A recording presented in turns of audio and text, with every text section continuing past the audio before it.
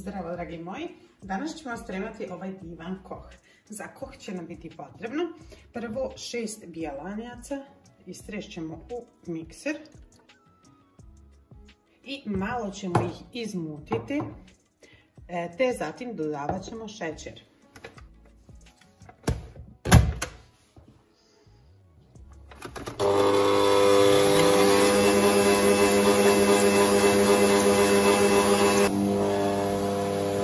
Kada su nam ovako jaja već se počela mutiti fino, sada ćemo dodavati lagano 6 kašika šećera i opet vraćamo mikser u punu brzinu.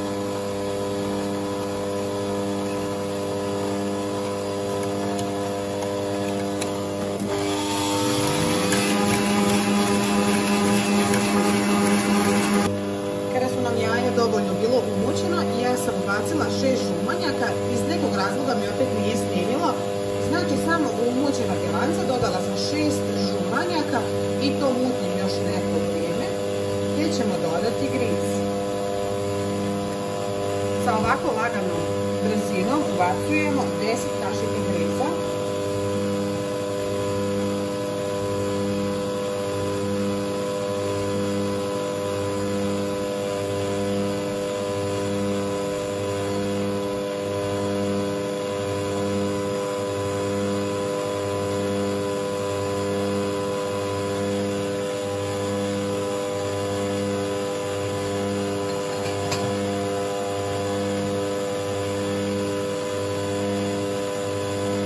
Kada nam se gris sjedinio, isključujemo mikser.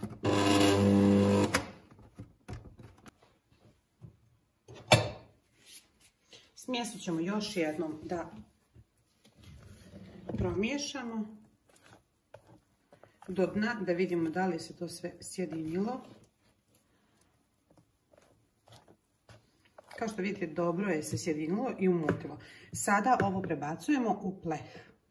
U pleh 20x30 stavila sam malo ulja i posula brašnom, a peć sam uključila na 180 stepeni da se zgrijava. Sada ćemo smjesu prebaciti u pleh.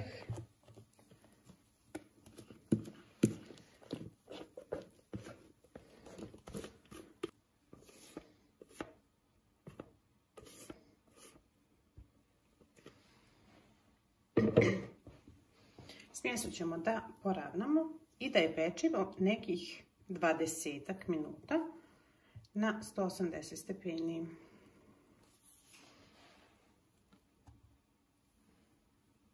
Jer ne treba pretjerivati, a vi gledajte i po kolaču da li je pečen.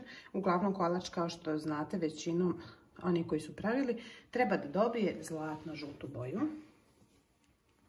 Onako da baš bude fina. Kako vam kolač poslije ne bi izgledao blijed.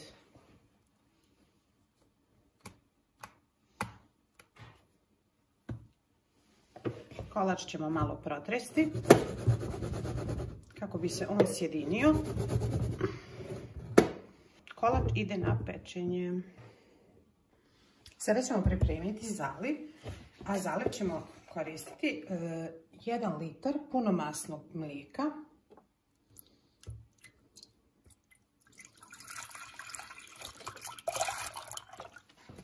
Dodat ćemo 2 vanilin šećera.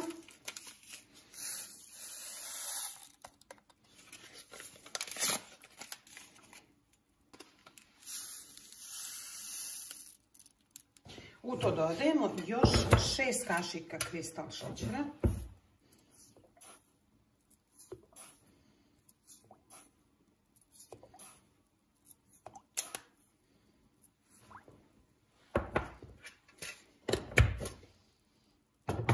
To ćemo sada staviti na ringlu da nam se prokuha. Mlijeko kuvamo do vrenja. Kada mlijeko provri, mlijeko skidamo i sa ovako vrelim mlijekom zalijevat ćemo vreo koh.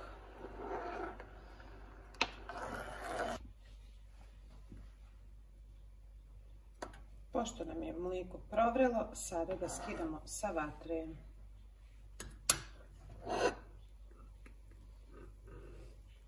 Ovako pečen koh ima zlatno žutu boju, on je idealan.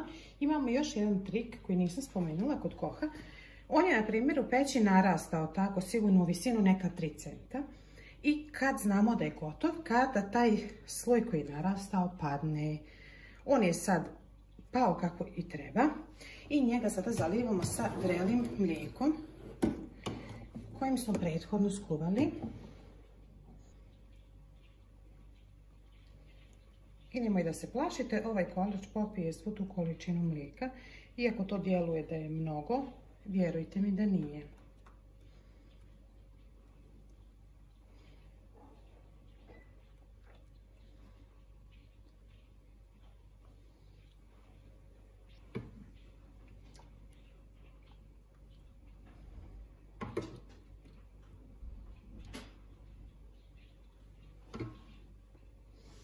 Ovako divan zaliveni kolač. Ostavit ćemo da se bar ohladi sat, dva, ako ne možete čekati duže. Najbolje je preko noći dok to se lijepo upije, ali može i ovako da se jede.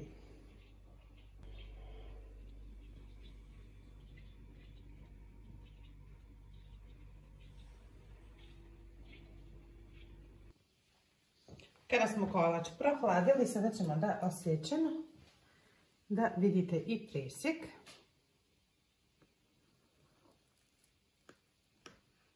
On je jako mekan.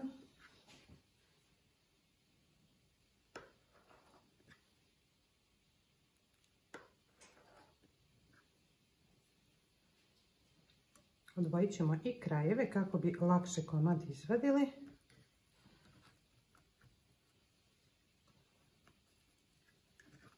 Ja ću prvo da izvadim ovo prvo parče kako bih mogla doći do drugog parčeta. Evo vidite, dragi moji, koliko je taj kolač fantastično mekan, savršen.